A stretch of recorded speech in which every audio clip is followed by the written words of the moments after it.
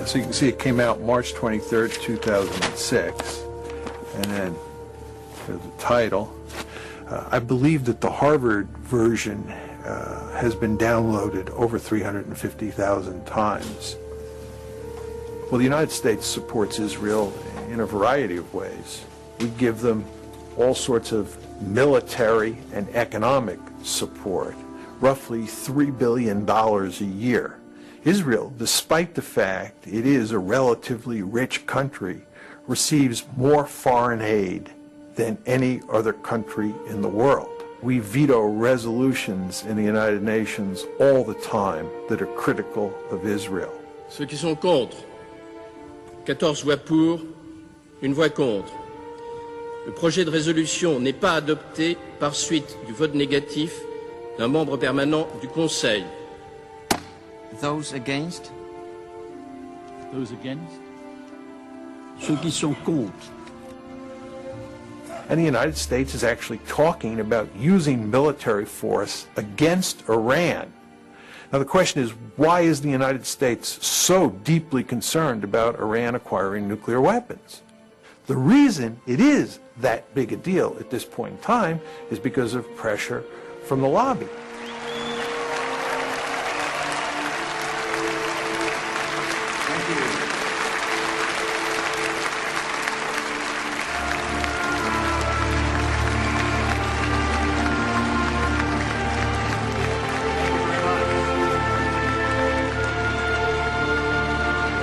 The article basically says that inside the United States there is a powerful interest group that is deeply committed to shaping American foreign policy in ways that work to the benefit of Israel.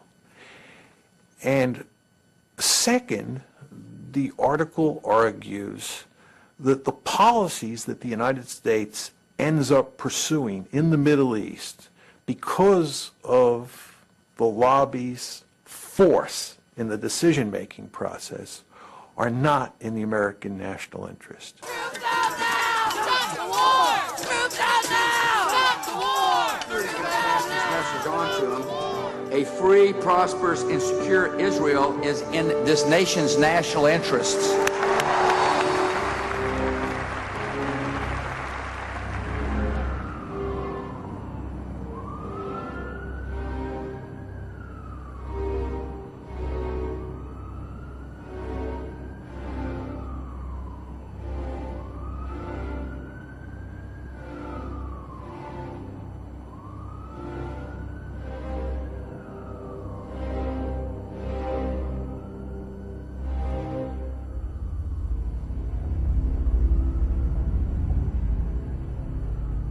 The scholarship is appalling in this piece.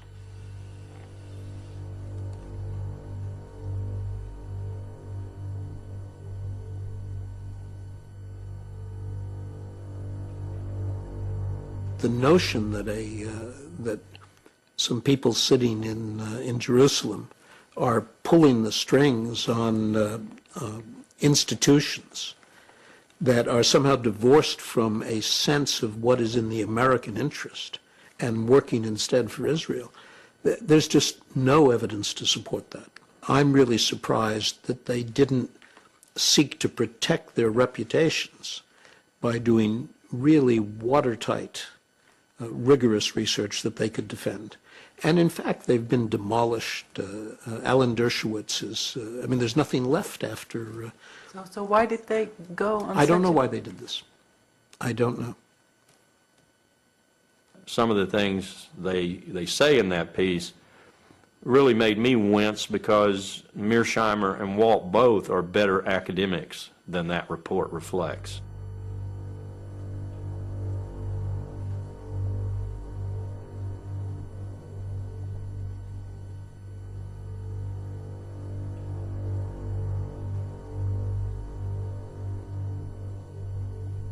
But it does shed some light on a number of aspects, the most important of which is that we don't debate this issue in America.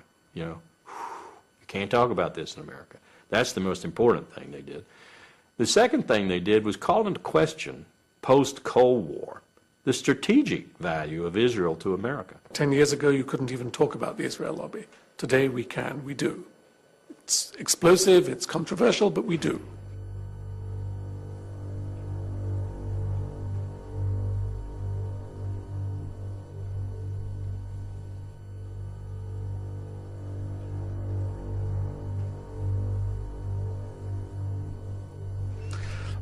I wrote an article for the New York Times at the time of the Mearsheimer Walt essay came out, in which an op-ed, and they asked me for this when I said you should have written about the Mearsheimer Walt. They had not said anything, and they agreed, which was already a change, but they insisted that somewhere in the article I identify myself as a Jew, because this would give them protection.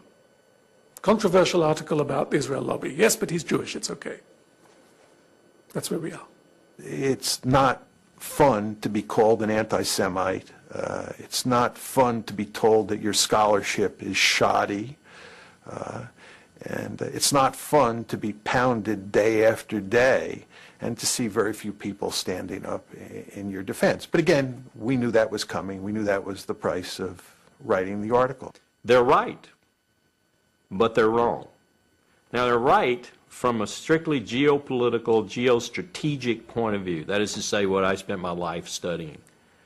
Israel no longer provides the United States a strategic value like it did during the Cold War. Not only that, Israel is a strategic burden on the United States. That's a big difference from Cold War days. At the same time, the fuller, more comprehensive strategist in me says that doesn't matter, because the connections between America and Israel are so great and so strong that geostrategy, political strategy, whatever you want, grand strategy, is of no consequence here. You actually take that psychological component up to the level of grand strategy, and you say, America can't get out of this even if it wanted to. So, Mr. Walt, Mr. Mearsheimer, you may be technically right, but you are pragmatically wrong, because America simply cannot say, Israel, you're on your own. It just wouldn't work.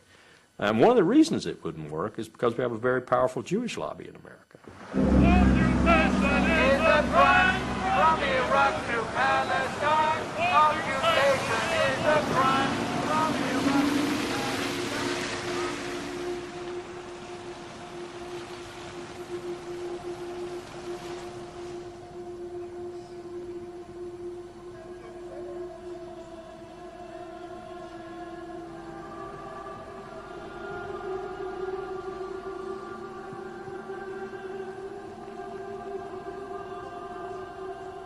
There's a new day in America between Christians and Jews.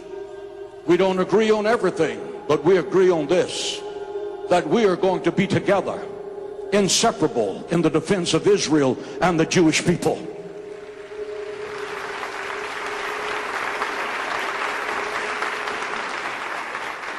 We have millions of people in the infrastructure. We have over 22,000 spiritual leaders, and some of those spiritual leaders have 1 million or 1.5 million names on their mailing list. We have the major radio, television ministries in America supporting what we're doing, because every evangelical believes the Bible, and the Bible has a clear mandate to be supportive of the state of Israel.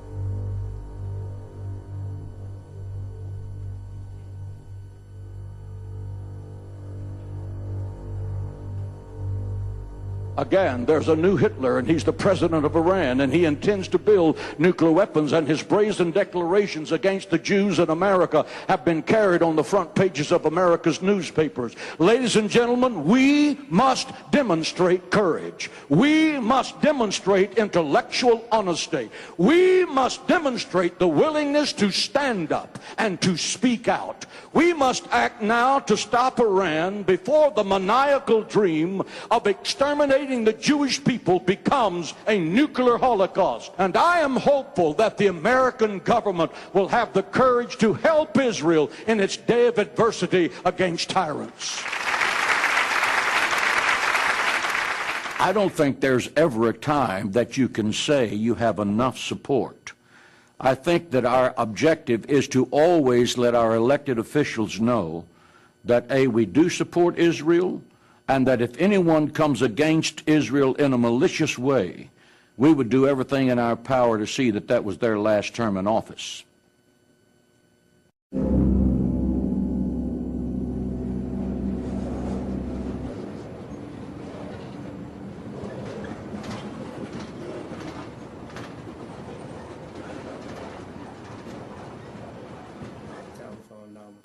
For those guys that were on the campaign with me during the 2002 election.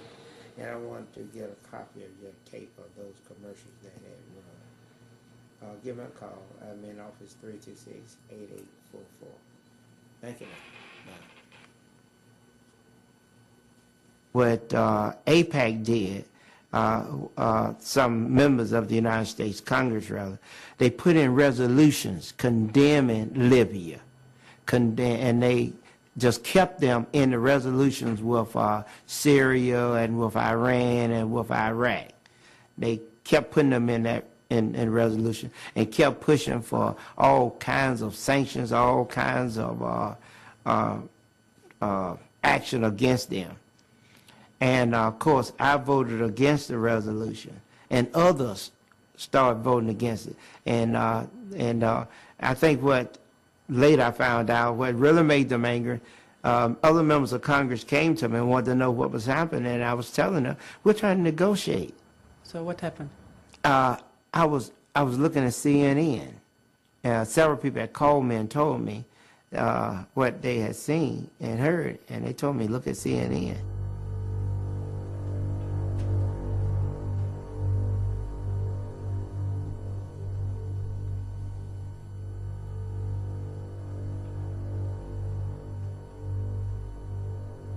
And they flooded the radio and TV with commercials. Those commercials, and you have to understand the mode that the country was in. We had just gone through 9/11, and most Americans didn't know Hussein from Gaddafi or Gaddafi from bin Laden. They didn't know the difference. They all saw them as the same. And the commercial, many commercials, put me with them, saying I supported them. Support and finance international terror network. It had image of the airplanes flying into the World Trade Center. Controversial position. I tell you, I was dropping rapidly in the polls. We had continued polling. I was dropping rapidly in the polling. I tell you, it was, you have to admit it was well planned and they executed it. Afterthought, it said, my goodness, they had it together. I lost the election.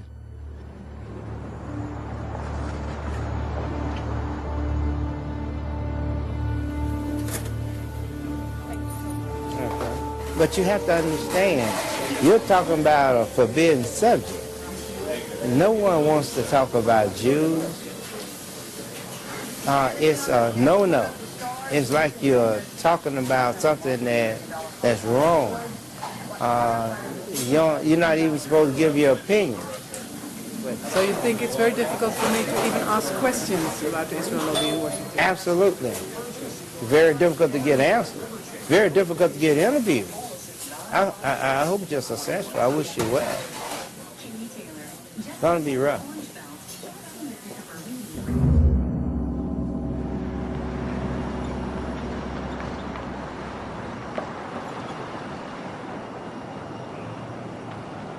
There is an enormous, very, very powerful machine out there that notes immediately when someone takes anti-Israel positions and moves out on the attack. I'll give you a very concrete example. I had mentioned the Mearsheimer-Walt study once in a seminar at one of the universities where I teach, And within 48 hours, I had an email from Alan Dershowitz. Who is he? Alan Dershowitz is a Harvard professor who protects the Jewish lobby in America like an attack dog. I had an email from him, and the email essentially said he didn't think I was doing justice to the American-Israeli relationship, to Israel's existence in the world, etc., by citing the Walt Mearsheimer report because it was so heavily flawed, mistaken, and so forth. And he even attached his own attack on the Walt Mearsheimer report and advised me to use it as counterbalance in my seminar. Well, I wasn't even using the report in my seminar. I simply had mentioned it as evidence of some people's ire, if you will, with the lack of discussion, the lack of debate on these issues in America. And within 48 hours, I had one of the attack dogs for the Jewish lobby coming after me. But how could he know this? There are people all over America, on campuses all across America, who are set up to do just what he did, to protect the interest of Jewish Americans, and particularly the interest of Israel in America. In that sense, the Jewish lobby is probably more organized and more able to move swiftly against any potential threat than any other lobby. I was invited this autumn to speak at an organization called 2020, and we agreed on my subject, U.S. foreign policy and the Middle East and the Israel lobby, because this was a big issue in the newspapers at the time. And I heard nothing until about a week before my talk. I was informed by her secretary, the president of this organization's secretary, that we would be meeting at the Polish consulate, which is the usual place apparently where they met.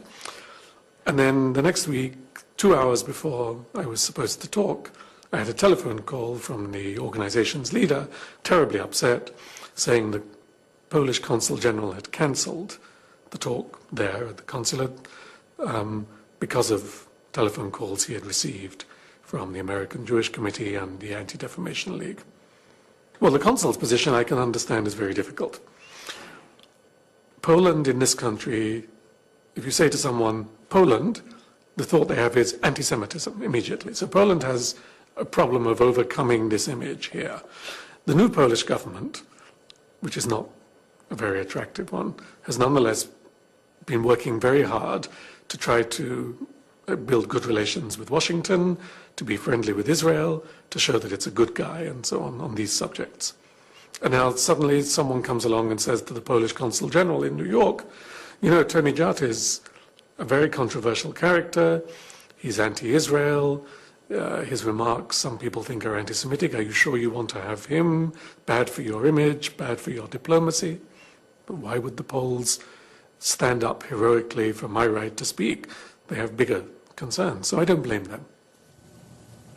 The lobby, what it's doing is it's going after people in a really hard-hitting way for the purposes of shutting us down, and also for the purposes of sending a message to other people that if you follow in the footsteps of Jimmy Carter, or you follow in the footsteps of Tony Judt, or you follow in the footsteps of John Mearsheimer and Steve Walt, you will pay a serious price for your transgressions.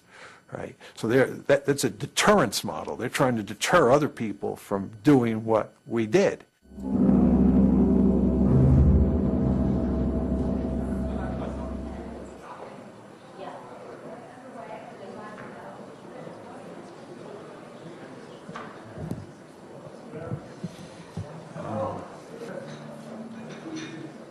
I was wondering if you can comment on the fact that in the press in the United States you are called an anti-Semite and demonizing the Jewish state concerning Human Rights Watch reporting in the Lebanon war. Human Rights Watch's fairly extensive reporting during the war, reporting that I should say focused both on Hezbollah's indiscriminate attacks into Israel and on Israel's indiscriminate bombardment in Lebanon, was met by some reflexive defenders of Israel, not with rational discourse, not with a discussion of the facts, but with name-calling, including accusations of anti-Semitism, of blood libel, of this or that. We're used to being attacked by, say, the governments who we're criticizing. But in this case, the Israeli government was actually rather quiet. And indeed, we had what you might call a reasonable dialogue with the Israeli government in the course of the war about what was happening in Lebanon. But it was the supporters of the Israeli government, principally in the United States, although to a limited extent in Israel, who came at us full force. And that was unusual, because we rarely encounter that kind of coordinated attack by ostensibly private individuals, people who had no official position with the Israeli government, but who had assumed for themselves the position of reflexively defending Israel, regardless of its conduct. It's going to be a big political fight. We'll be working in it. Thank you so much, and good luck to you, sir. Thank you. Does it matter that you are Jewish? I think in the course of the debate over the Lebanon war, it was significant because it was harder for the reflexive defenders of Israel to simply dismiss me as being anti-Semitic. It just didn't have any credibility. My father fled the Nazi Holocaust. My mother's parents fled pogroms in Poland and Belarus. I'm just not a candidate for anti-Semitism. And while there is the old kind of tired line of self-hating Jew, it doesn't describe me either, and nobody even really bothers with that kind of criticism anymore. Why? Why? Why not just let ineffective people like me do our little talking? Here we have to come back to something else. It wasn't always like this. It began in the 70s. With the rise of identity politics in this country, where it became fashionable and eventually politically and economically normal for people to think of themselves as Black Americans, Italian Americans, Irish Americans, no one says, I'm a Jewish American. If someone says you're a Jewish American, it has a slightly uncomfortable air to it. But they have to have an identity, the sense of the need to have the same kind of cultural identity as Italian Americans or Black Americans or Hispanic Americans have, has created in the American Jewish community two external identification tags. One is Israel, and the other is Auschwitz. So to speak, one in space and one in time. To be a Jew is to be moved by the memory of the Holocaust and to identify with Israel, even if you have no personal connection with the Holocaust and you've never been to Israel, which is true for most of them. The result is that they are extraordinarily sensitive, politically and personally. It's not an invented political thing. People feel this, to any suggestion that there is criticism of Israel or forgetting of the Holocaust, because it touches the core identity of American Jews.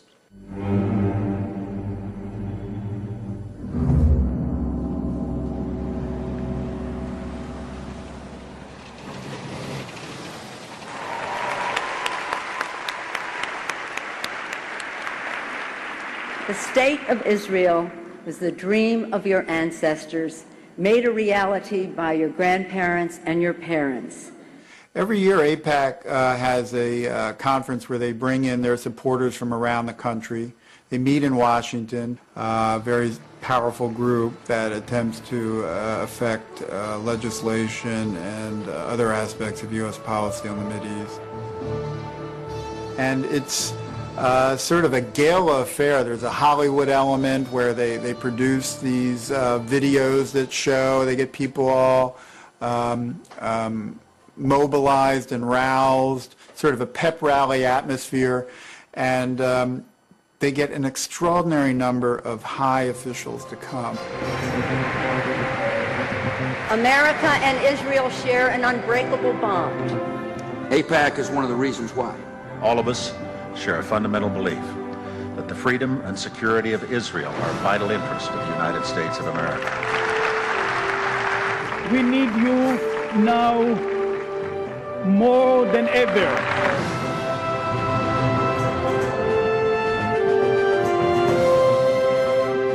It's become like it's a ritual where the officials have to go to sort of show that they are on AIPAC's side. You know, half the Congress shows up, top administration officials, and they have a keynote speaker every year who is invariably at the very top. From Florida, Bill Nelson. From Nebraska, Ben Nelson. From Illinois, Barack Obama. From Arkansas, Martin Pryor. Can we have a picture first, please? I think I might have blinked on that one. From South Carolina, Joe Wilson. From California, Lynn Woolsey. From Oregon, David Wu. From Maryland, Albert Wynn. From Kentucky, John Yarmouth. And I also want to mention former member of Congress, AIPAC does an excellent job of constantly testing the loyalty of people in Congress to their cause. And so there's a constant stream of resolutions that get proposed on the Mideast, expressing support for Israel about something it's done, or sympathy with victims of a suicide bombing, or condemning Iran or other people in the region who are being hostile to Israel. And these become tests of sort of loyalty of people in Congress on this issue.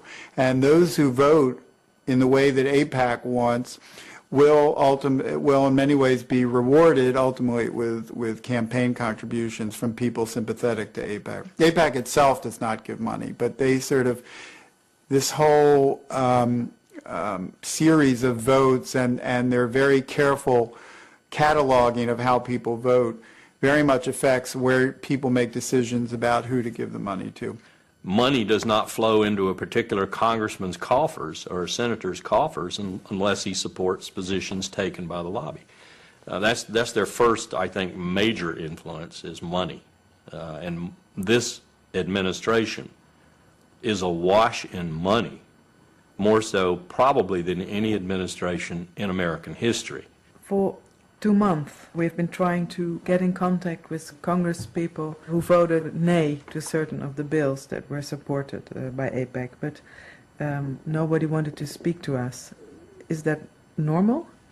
Yeah, this is an issue where a congressperson will see no gain to be made by speaking on it. Just even voting against AIPAC's recommended positions is perilous for them, because it can lead to a reduction in campaign funds. It can create all kinds of problems in their home district. But they voted nay. I mean, they did. But they don't want to go even more public about it. A film clip in particular, can you imagine a campaign opponent using that? It could become the basis of a negative campaign ad. And look, this person is against Israel's interest. So whenever I have spoken to people on Capitol Hill about this, it's almost always on a not for attribution basis.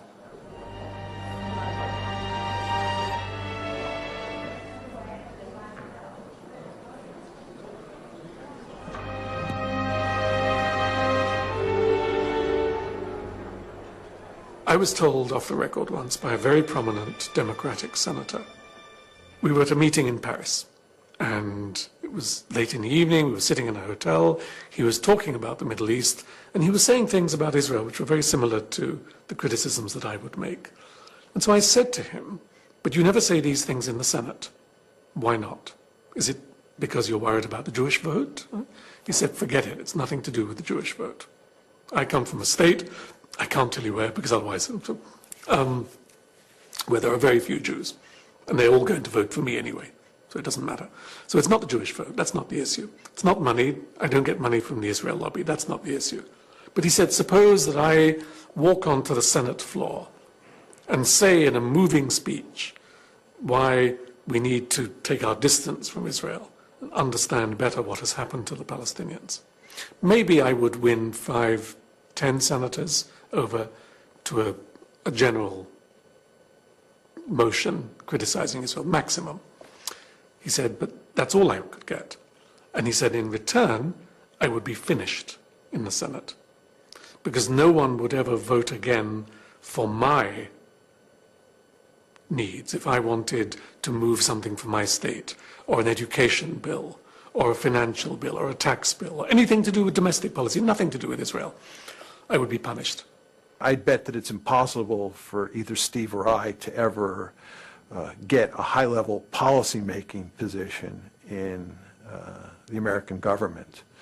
For example, Steve was invited to go to a dinner with an aspiring presidential candidate at Harvard, And the person who had invited Steve to this dinner came to see Steve about a week after the piece came out, and she said that she had to disinvite him from the dinner because the presidential candidate's staff had called and said that it would not be acceptable for the presidential candidate to be at a dinner with him.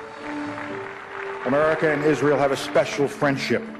You have devoted yourselves to strengthening the bonds between the United States and Israel. The United States will stand with Israel now and forever.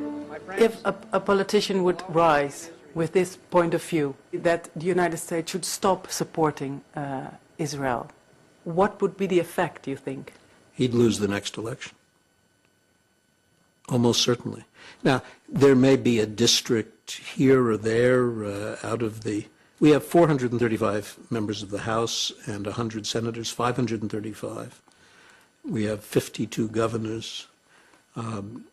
It's certainly possible that some congressional district somewhere would re-elect a candidate who had said we should abandon Israel, reject the relationship with Israel. But it's pretty unlikely, and I would be surprised if there are more than 2 or 3 or 4 congressional districts in which it's even conceivable. I appreciate but we can vote you, and That's I'm okay. sorry. But I appreciate the friendship. If you will come in Italy, I want to introduce you with a member of a parliament, Italian parliament. I would enjoy that very much. Okay? Thank you so much. Thank you for everything.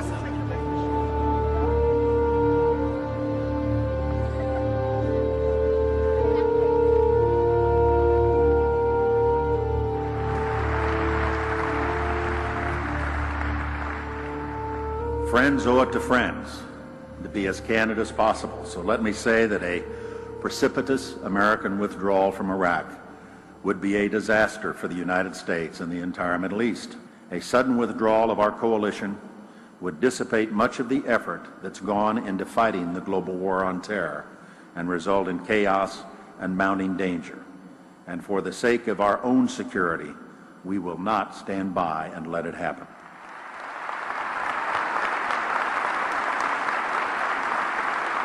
I would argue that had you not had all of these neoconservatives prominently placed inside the Bush administration, that Colin Powell would have never ended up giving that disgraceful presentation in early February 2003 that played such a critical role in turning American public opinion.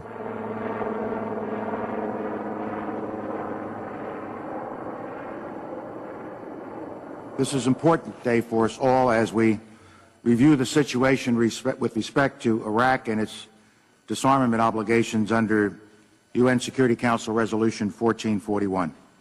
I realized as I watched it there at the UN Security Council for the first time, because every time I watched it before, I was, running around trying to get things changed, do this, do that, talking about the graphics and everything else. But there in the UN Security Council, I sat down quietly and watched Secretary Powell make his presentation.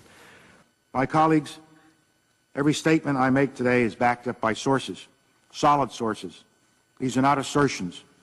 What we're giving you are facts and conclusions based on solid intelligence. As I show you these images, I will try to capture and explain what they mean, what they indicate to our imagery specialists.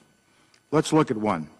The 4 that are in red squares represent active chemical munitions bunkers.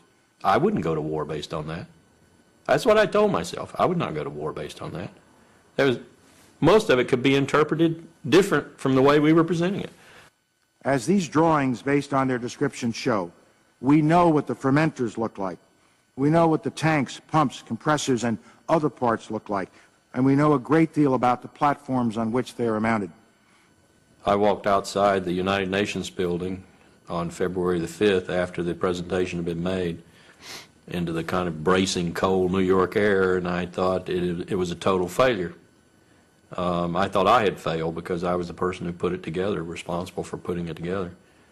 Then later, a couple of days later, 3 days later or so, when I'd had some sleep and I could think about it, I wondered why the reaction seemed to be fairly positive. We hadn't persuaded that many people who were adamantly opposed, But we had made some impact, particularly on the American people.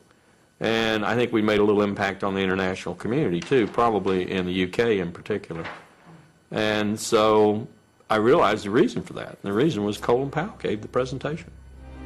Colin Powell, who had poll ratings roughly equivalent with Mother Teresa, had made the presentation, and the American people believed Colin Powell. If Colin Powell said it was so, then it was so. That made me feel even worse.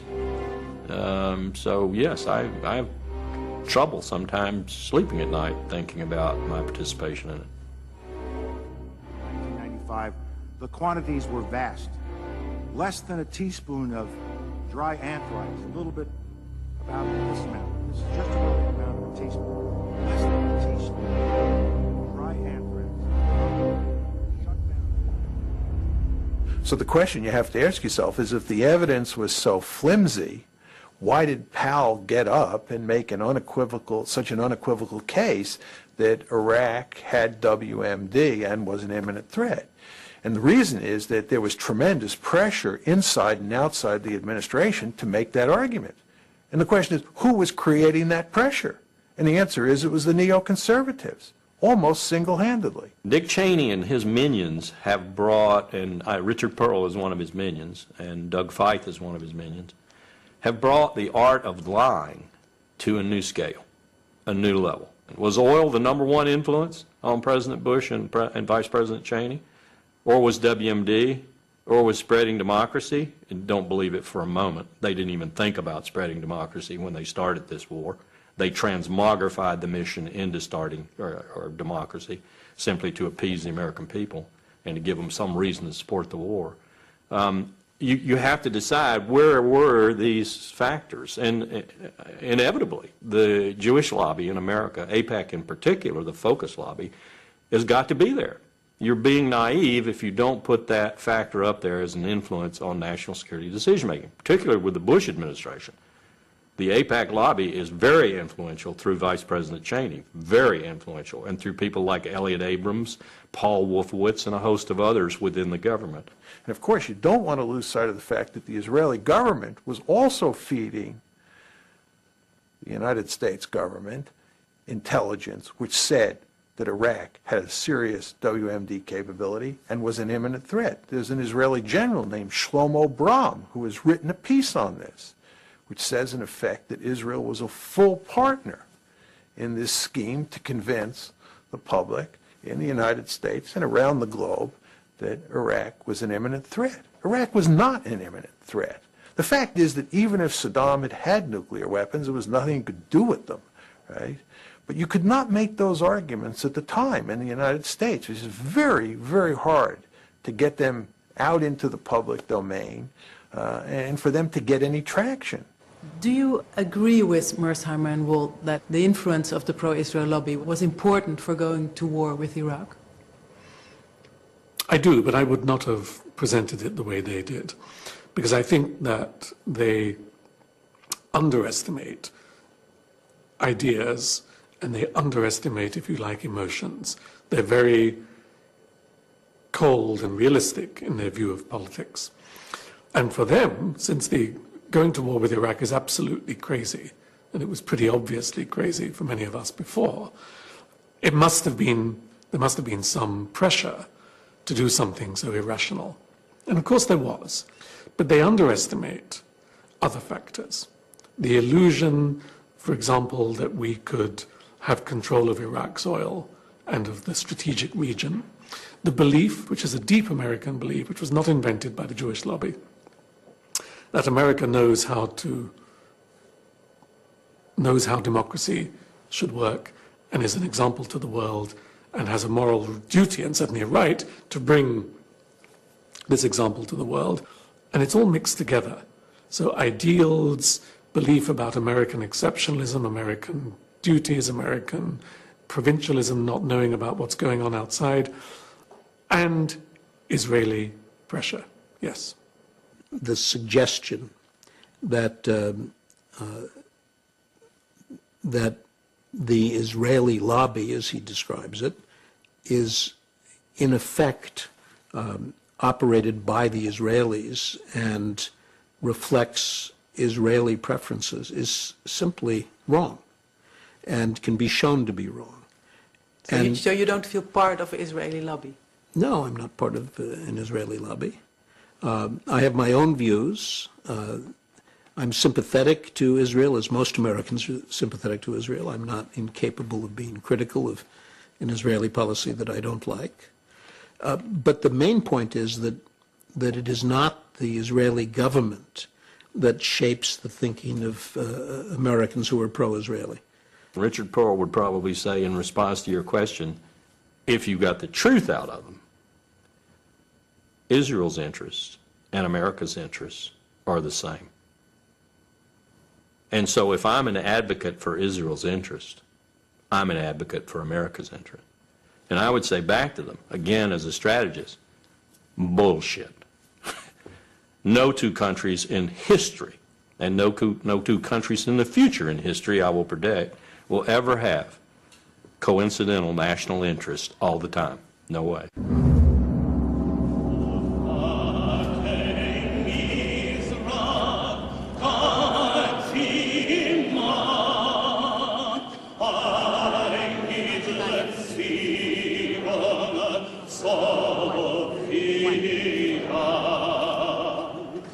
I don't want to kind of develop this great sense of victimhood, but I do feel, and it's, you know, I come here and I feel that we in Israel have paid the price.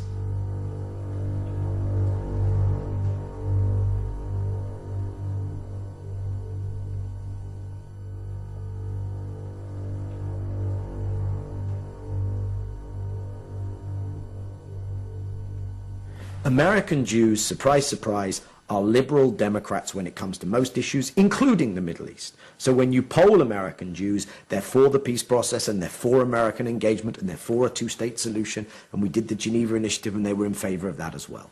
But the institutional, organized leadership of the community has kind of taken things in a very different direction. And I do feel that for their own reasons, reasons that I understand, reasons that are not unique to the Jewish diaspora in America, reasons that are prevalent in many diaspora politics around the world.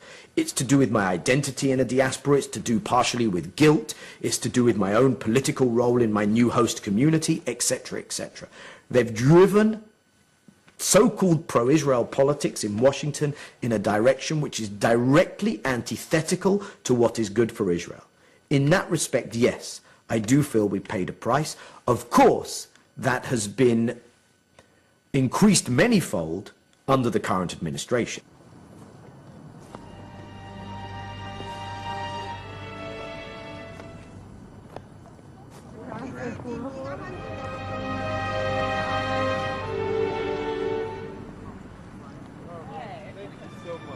America has become part of the Israeli victim narrative.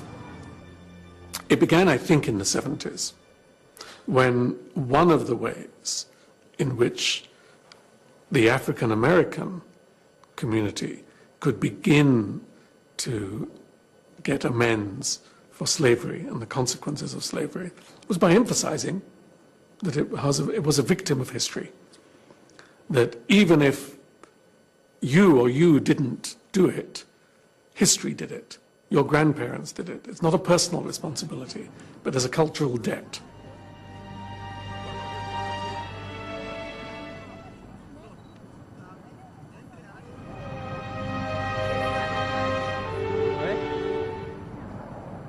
And the Holocaust, of course, is the ultimate victim narrative.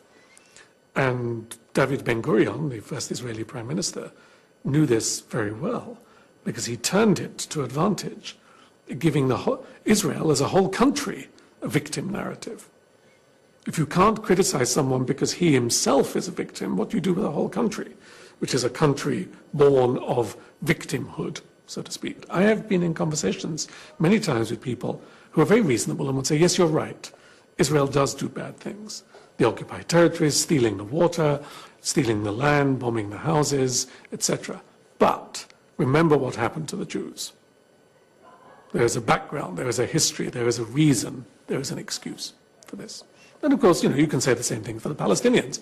Remember what happened to the Palestinians after the Nakba in 1948 and so on, 1967, no wonder they have suicide bombers. You can always do this. There's always a relationship between collective past suffering and present individual actions. To turn that into public policy, though, is catastrophic, and that is what we see today.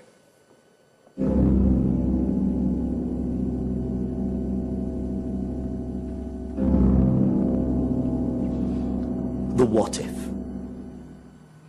The what if this particular view of the Israeli interest and of the shared Israeli-American interest, which of course someone like myself would see as absolutely antithetical to my understanding of Israel's interests, if that particular view is continued to be bulldozed onto the American public and political leadership, what if there's a backlash? And the kind of backlash that I think can be envisaged is the kind of backlash whereby eventually enough of the American public, and eventually by extension their elected public officials, turn round and say, we need to disengage from our overstretch in the Middle East. Could be that as a consequence of what happens in Iraq and what happens in Iran, that people become very angry with our relationship with Israel, and there's just an upsurge of public opinion. It could be that you have 2 or 3 senators who come out and make a very forceful case for changing our policy. It just isn't going to happen. It is not going to happen. And you could eliminate by some waving a magic wand, you could eliminate the Israeli lobby that Walt and Mearsheimer talk about, and everything I've said would continue to be true. I will make a prediction.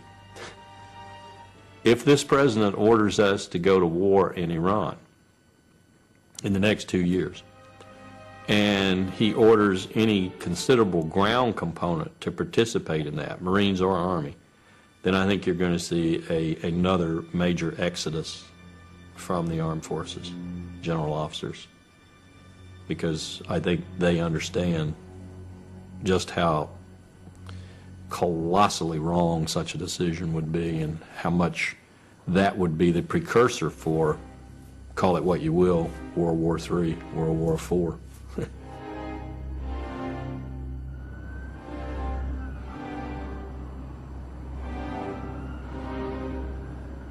Remember the Roman Empire. For a long, long time, the state of Judea behaved in ways which annoyed the Romans but didn't do them any harm. At the point at which they were becoming a nuisance, the Romans turned against them, destroyed their temple, wiped them out, and told them, an empire has bigger concerns than you. This is what Israel faces in the next 25 years. The risk that the American empire will say, wait a minute, you don't matter to us so much. Either because we need oil more than we need you, or because oil is no longer important. Doesn't matter, both has the same effect. You are more trouble than you are worth, and the issue of the Holocaust and anti-Semitism is declining with the demographic move to the next generation. This is a catastrophe for Israel, because Israel has no other friends in the world.